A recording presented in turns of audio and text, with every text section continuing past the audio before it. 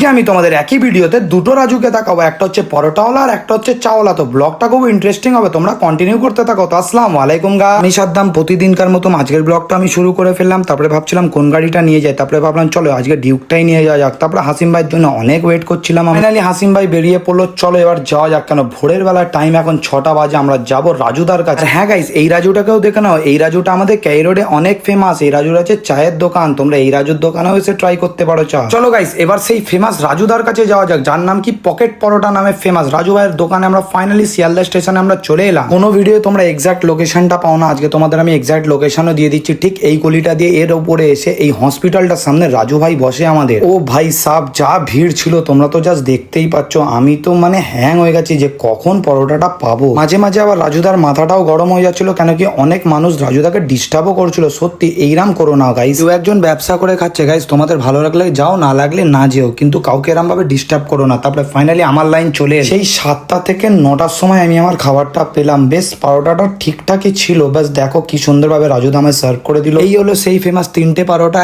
একটা ডিম আর ঘুগনি, বাট আমি ডিমটা পাইনি। পরোটাটা মোটামুটি ছিল, খুব ভালোও ছিল না আর খুব খারাপও না। আমি আমার অডিয়েন্সদের তো জেনুইন রিভিউ দিই আর দিতেই থাকবো। তারপরে চলে এলো বৃষ্টি গাইস, কিভাবে বাড়ি যাবো ভাবছিলাম, তারপরে চলে গেলাম ভিজে ভিজেই বাড়িতে। তোমরা কারা কারা রাজু ভাইয়ের পরোটা খেয়েছো তাহলে আমায় কমেন্ট করে বলো। কিন্তু চলো গাইস টাটা, আসসালামু আলাইকুম। নেক্সট ব্লগে দেখা হচ্ছে, প্লিজ আমায় ফলো করে দাও।